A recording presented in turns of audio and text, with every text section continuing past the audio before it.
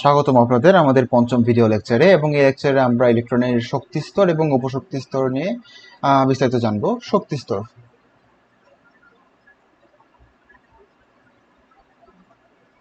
ওকে, বিজ্ঞানী Nils bore যে শক্তি স্তরগুলোর ধারণা দিয়েছেন সেগুলোকে বলা হয় পরমাণু বা ইলেকট্রনের প্রধান শক্তি স্তর। এগুলোকে এন দ্বারা প্রকাশ করা হয়। এন এর মান 1, 2, 3 এভাবে করে করে 8 পর্যন্ত যায় সাধারণত। ওকে, সো সেটা কিরকম থাকে প্রধান শক্তিগুলো? এখন ধরেন যে যদি নিউট্রন থাকে, নিউক্লিয়াস এখানে থাকে, তাহলে হচ্ছে n is equal to 1, n is equal to 2, এরকম n is equal to, এটা হচ্ছে 1, এটা 2, এটা 3, এভাবে প্রধান শক্তি স্তরগুলো থাকে। ওকে, তো কোন একটি প্রধান শক্তি স্তরে প্রথমে প্রশ্ন আসে কোন একটি প্রধান শক্তি স্তরে কতটি ইলেকট্রন থাকতে পারে। সেটার সূত্র হচ্ছে যে 2n স্কয়ার। সেখানে n হচ্ছে কি, এখানে nটা কি, এখানে nটা হচ্ছে শক্তি স্তরের নাম্বার, শক্তি স্তরের নাম্বার। ওকে, 2n স্কয়ার, এখানে n এর মানটা মানে শক্তি স্তর কত নাম্বার সেটা ইনপুট করলেই সেই শক্তি স্তরে কতটা ইলেকট্রন থাকতে পারবে তার মানটা বের হয়ে যায়। ওকে, তো আমরা দ্বিতীয় শক্তি স্তরে কত ইলেকট্রন থাকতে পারবে সূত্র ফেলে দেখি। 2 মানে এই শক্তি স্তরটাতে কতটুকু ইলেকট্রন থাকতে হবে সূত্র ফেলে দেখি আমরা। 2 ইন্টু 2 স্কয়ার সমান হচ্ছে 2 ইন্টু 4 সমান হচ্ছে 8। দ্বিতীয় ইলেকট্রনে 8টি, দ্বিতীয় শক্তি স্তরে 8 ইলেকট্রন থাকতে পারবে, দ্বিতীয় প্রধান শক্তি স্তরে 8টি ইলেকট্রন থাকতে পারবে। তৃতীয় ক্ষেত্রে কি হবে? তৃতীয় ক্ষেত্রে হবে 2 ইন্টু 3 স্কয়ার সমান হবে কত? 18টি ইলেকট্রন থাকতে পারবে। ওকে, তো চলুন আমরা কিছু মূল ইলেকট্রন বিন্যাস দেখি। যেমন হচ্ছে ধরেন আমাদের কাছে ফসফরাস। ওকে, পি পি এর ইলেকট্রন বিন্যাস, পি হচ্ছে ফসফরাস, তার পারমাণবিক সংখ্যা হচ্ছে 15, সো তার ইলেকট্রন সংখ্যা হচ্ছে কত? 15টি। ফসফেটের বিন্যাস করবো, তো আমরা প্রথম ফসফরাসের অণু নিই, অ্যাটম পি, তার ইলেকট্রন সংখ্যা যেহেতু 15টি, হ্যাঁ, তার কয়টি লাগবে? প্রথম কক্ষপথে হচ্ছে 2টি, দ্বিতীয়টিতে 8টি, তৃতীয়টিতে 5টি। এর বেশি কি লাগবে না? বাকিগুলো খালি থাকবে, তাই প্রকাশ করার দরকার নেই। সো প্রথম কক্ষপথে কয়টি? আমার 2টি দিতে পারবো সর্বোচ্চ, এই 1 দিলাম আমি, সরি,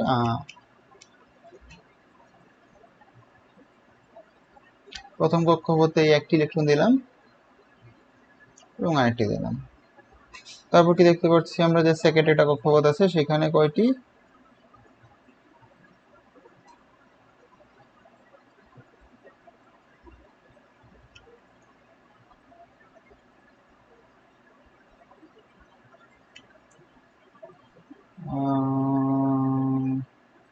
সেকেন্ড কক্ষপথে আছে আমাদের 8টি ইলেকট্রন।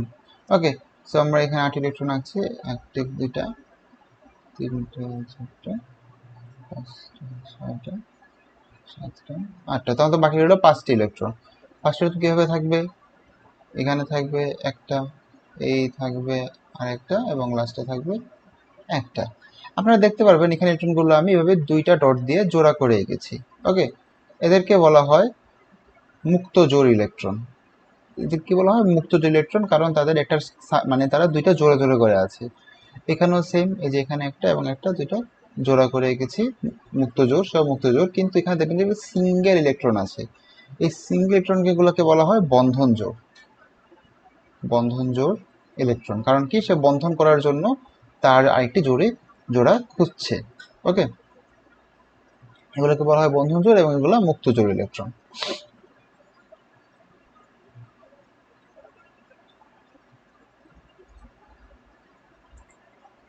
ওকে, তো আমরা এখানে ফসফরাসের বিন্যাস দেখলাম। তো চলুন এখন আমরা ফসফরাসের পর অক্সিজেনের ইলেকট্রন বিন্যাস করি। অক্সিজেনের আগে ইলেকট্রন এটা লিখি, কনফিগারেশন লিখি। অক্সিজেনের কত? অক্সিজেনের হচ্ছে আপনার প্রথম কক্ষপথে থাকবে 2টা ইলেকট্রন এবং সেকেন্ডে থাকবে 6টা। তো সেটা আমরা লিখি এভাবে, অক্সিজেন পরমাণু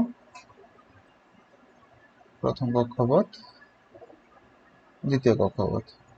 প্রথম কক্ষপথে থাকবে কয়টি? 2টি, এবং দ্বিতীয় থাকবে 6টি।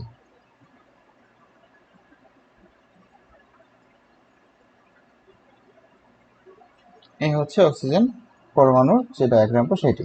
হ্যাঁ, এখন যদি আমরা স্ক্যান্ডিয়াম পরমাণুতে ইলেকট্রোবিন্যাস করতে চাই, স্ক্যান্ডিয়াম পরমাণু, স্ক্যান্ডিয়াম SC, দেখতে পারবো যে স্ক্যান্ডিয়ামের পারমাণবিক সংখ্যা হচ্ছে 21। সেগুলো কিভাবে থাকবে? 2, 8, 8 এবং দেখতে পাচ্ছি 1। এটি হচ্ছে তার ইলেকট্রন বিন্যাস। কিন্তু এরকম কি হওয়ার কথা ছিল? না, হওয়ার কথা ছিল কি 2, 8, তারপর কত? 2, 8 এখানে আছে, সরি এখানে হচ্ছে 2, 9, 2, 8, 9, 2।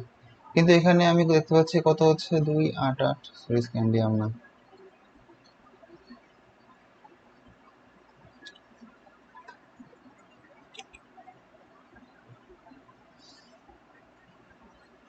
ওকে, তো এখন যদি আমরা পটাশিয়াম পরমাণু দিকে লক্ষ্য করি, তার পারমাণবিক সংখ্যা হচ্ছে 19। তার ইলেকট্রন বিন্যাস কিরকম হওয়ার কথা? 2, 8, তারপর হচ্ছে তৃতীয়তে 8-এ আমাদের কত? তৃতীয় শক্তি স্তরে 2 × 3 স্কোয়ার সমান হচ্ছে আমার 18টি ইলেকট্রন রাখতে পারে। সো এখানে 2, 8, 9 এরকম হওয়ার কথা ছিল, কিন্তু বাস্তবে সেটা এরকম নয়। বাস্তবে তার ইলেকট্রন বিন্যাস হচ্ছে 2, 8, 8, 1। ওকে, এখানে তৃতীয় কক্ষপথে 8টি ইলেকট্রন হওয়ার পরে সে চতুর্থ কক্ষপথে চলে যায়। এখন এই চতুর্থ কক্ষপথে যাওয়ার কারণটা কি? কেন এই চতুর্থ কক্ষপথে সে যাচ্ছে? সে তৃতীয় কক্ষপথ পূর্ণ না করে চতুর্থ কক্ষপথে যাচ্ছে। তো এর জন্য দুটি নিয়ম আছে। একটাকে বলা হয় দ্বৈত নীতি, আর এটাকে বলা হয় অষ্টক পূর্ণ নীতি।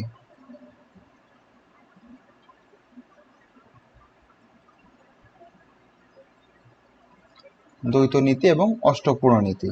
তো এটা কিভাবে অ্যারাইভ করলো? দ্বৈত নীতি হচ্ছে যদি কোনো ইলেকট্রনের সর্ববহিস্থ শক্তি স্তরে দুইটি ইলেকট্রন থাকে তাহলে সেই ইলেকট্রনগুলো স্টেবল ফিল করে। আমি আবার বলি, যদি কোনো ইলেকট্রনের সর্ববহিস্থ প্রধান শক্তি স্তরে দুইটি ইলেকট্রন থাকে তাহলে তারা স্টেবল ফিল করে। এবং আরেকটা নীতি কি বললাম? অষ্টক স্টেবল ফিল করে। এবং প্রত্যেকটা পরমাণু, মনে রাখবেন, প্রত্যেকটা পরমাণুর লক্ষ্য হচ্ছে একটি স্টেবল ইলেকট্রন বিন্যাসে আসা। এটি আনস্টেবল বা অস্থির ইলেকট্রন না থাকে, স্থির ইলেকট্রন বিন্যাসে আসা, সেটা হচ্ছে প্রত্যেকটা পরমাণুর লক্ষ্য। হুম। অষ্টক পরিণতি কি? অষ্টক পরিণতি হচ্ছে যদি কোনো পরমাণুর সর্ববহিস্থ শক্তি স্তরে 8টি ইলেকট্রন থাকে তাহলে সেটি অষ্টক পূর্ণ হয়। আবার কি, যদি কোনো পরমাণুর সর্ববহিস্থ শক্তি স্তরে 8টি ইলেকট্রন থাকে তাহলে এটি অষ্টক পূর্ণনীতি অনুসারে স্থিতিশীল হয়। হুম। সো দেখতে পাচ্ছি আমরা এখানে অষ্টক পূর্ণনীতি। তো এখানে কি হচ্ছে? 2, 8 এবং 9। হ্যাঁ, এখানে কি হচ্ছে? পটাশিয়ামের ক্ষেত্রে প্রথম ইলেকট্রন প্রথম শক্তি স্তরে 2 দিয়ে পূরণ করলো, তারপর 8 ফুল পূর্ণ হয়ে গেল, তারপর আবার 8 দিয়ে তৃতীয় শক্তি স্তর পূরণ করে সম্পূর্ণ পূরণ না করে সে চতুর্থতে গেল। কারণ কি? এখানে তার তৃতীয় কক্ষপথটি অষ্টক পূর্ণতা লাভ করেছে। এখানে তার তৃতীয় কক্ষপথটি আউটার মোস্ট শেলে বা লাস্ট শেলে অষ্টক পূর্ণতা লাভ করেছে। ওকে, এর জন্য সেটির মোর স্টেবল। এবং আরেকটা নিয়ম আপনারা মনে রাখবেন, যদি কোনো ইলেকট্রন শেলের অর্ধেক পরিমাণ, কোনো ইলেকট্রন মানে কোনো একটি প্রধান শক্তি স্তরের মোট ধারণ ক্ষমতার অর্ধেক পরিমাণ ইলেকট্রন দ্বারা পূর্ণ হয়ে যায়, তাহলে এটি মোটামুটি একটা স্থিতিশীল অবস্থায় চলে আসে। তেমনি দেখেন, এই যে চতুর্থ শক্তি স্তরের কি ছিল? চতুর্থ শক্তি স্তরে কোনো একটি ইলেকট্রনের উপশক্তি স্তর, আমি আবার রিপিট করি, ভুল করেছিলাম আগের লাইনটা, যদি কোনো একটি পরমাণুর বা কোনো একটি শক্তি স্তরের উপশক্তি স্তরের যদি অর্ধেক পরিমাণ ইলেকট্রন তাতে প্রবেশ করে, হ্যাঁ, তাহলে হচ্ছে সেটি স্টেবল অবস্থায় আসে। এখন আপনাদের কাছে প্রশ্ন আসবে যে এই উপশক্তি স্তর কি জিনিস? ওকে, তো উপশক্তি নিয়ে আমরা একটু আলোচনা করছি। তো আমি এটা বুঝতে পারছি কেন 2, 8, 8, 1 হচ্ছে। 2, 8, 8 হওয়ার কারণ হচ্ছে যে অষ্টক পূর্ণতার জন্য। এখানে 2, 8, 9 হলে তৃতীয় কক্ষপথটি অষ্টক পূর্ণ না হওয়ার কারণে আনস্টেবল হয়ে যায়। কিন্তু 2, 8, 8, 1 হইলে কি হচ্ছে? আমার এই যে তৃতীয় শক্তি স্তরটি অষ্টক পূর্ণতা লাভ করে এবং লাস্টে চতুর্থ যে শক্তি স্তর আছে তার যে প্রথম উপস্তর, সেই উপস্তরটি অর্ধেক ভরাটার ফলে সেটিও মোটামুটি স্থিতিশীলতা অর্জন করে। তাই এই ইলেকট্রন বিন্যাস থেকে ইলেকট্রন বিন্যাসটি মোর স্টেবিলাইজড। তো এখন আমরা উপশক্তি স্তর নিয়ে আলোচনা করব। উপশক্তি স্তর কি জিনিস? অনেক ইম্পর্টেন্ট একটা কনসেপ্ট, উপশক্তি স্তর।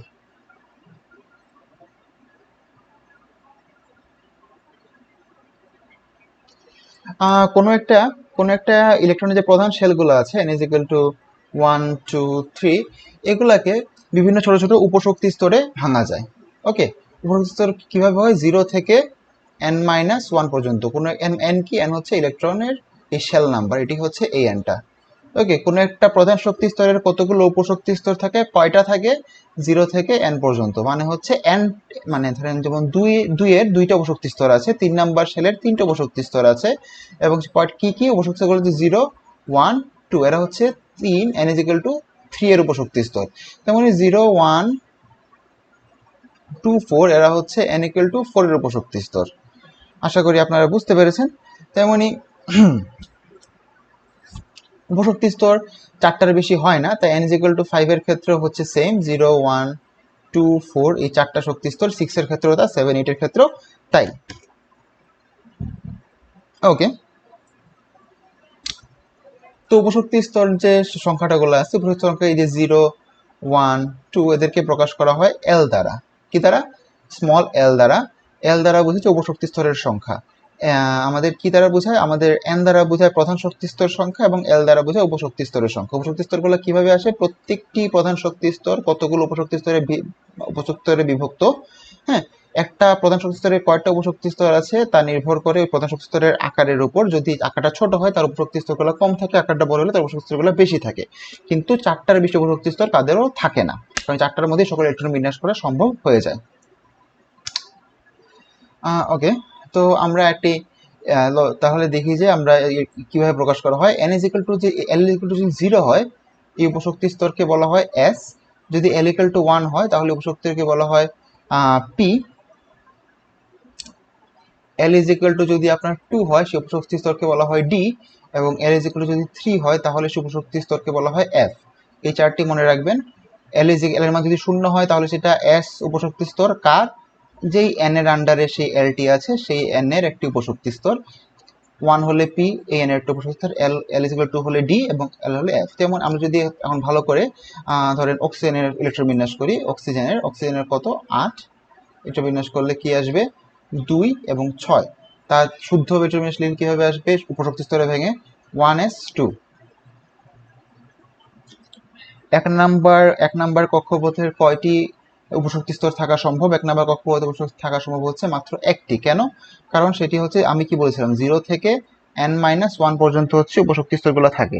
তো 1 এর মান কত? 1 এর মান হচ্ছে, n এর মান হচ্ছে 1, তো 0 থেকে 1-1, তো 0 থেকে 0 মাত্র একটা উপশক্তি স্তরে আছে।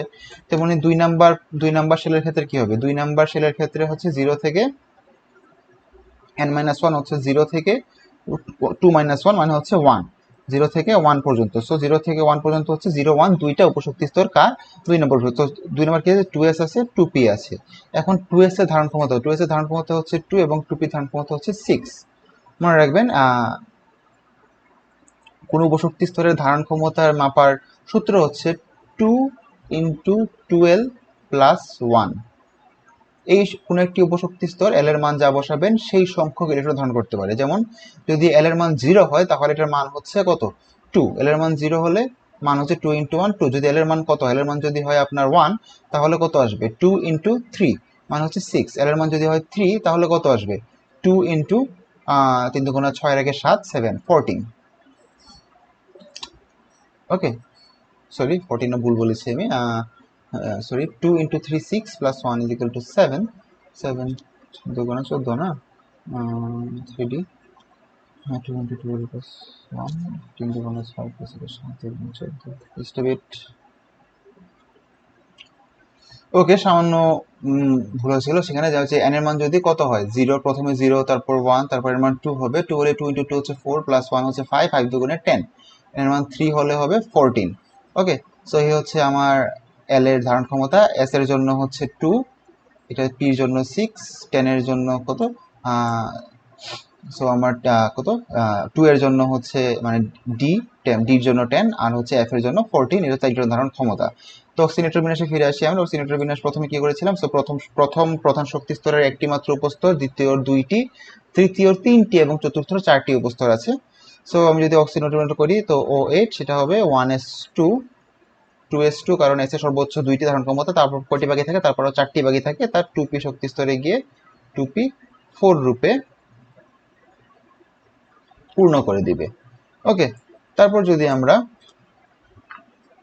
এখন আমরা কিসের দেখবো, আমরা ধরেন সালফার ইলেকট্রোমিনাস দেখি, সেটিও কীভাবে হবে, সেটি হবে 1s2 2s2 2p6 3s2 3p6। ইলেকট্রোমিনাস কীভাবে হলো দেখি আমরা। প্রথমে তাদের প্রধান প্রধান শক্তি স্তর, সালফারকে এভাবে লেখা যাবে আগে CF16 তার পারমাণবিক ভর।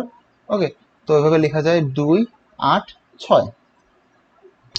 প্রথম প্রধান শক্তি স্তরে 2টি আছে, দ্বিতীয়তে আছে 8টি এবং তৃতীয়তে 6টি। প্রথমে যেহেতু 2টি আছে আমি 1s2 লিখলাম, তারপর আছে কয়টি, 8টি আছে। 8টি তাহলে 2s2তে 2টা পূর্ণ করলাম, আর 2p6 এ দিয়ে পূর্ণ করে দ্বিতীয়টাও পূর্ণ ফিল আপ হয়ে গেছে। তারপর তৃতীয়তে কয়টি আছে, যাতে 6টি জায়গা আছে আমার তৃতীয়তে 2n স্কয়ার 18টি। যাই হোক, তো আমি 3s2 তে 2টি চলে গেল, বাকি রইল হাতে করা 4টা, সেই 4টা 3p4। ওকে, এই ছিল আমাদের সালফারের ইলেকট্রোমিনাস। তারপর যদি আমরা কিসের করতে চাই, ক্লোরিন ইলেকট্রোমিনাস করতে চাই, ক্লোরিনের কত 17। তো সেক্ষেত্রে কি হবে, আপনারা বলেন 1s2 হবে প্রথমে, তারপর 2s2 আপনারা পজ করে লিখে ফেলেন, তারপর মিলে হয় কিনা। 2p6 তারপর হচ্ছে 3s2 তারপর হচ্ছে 3p5। দেখি রেকর্ডিং হচ্ছে কিনা। হ্যাঁ, রেকর্ডিং চালু আছে, সমস্যা নেই। 3p5 এই হচ্ছে ক্লোরিন পরমাণুর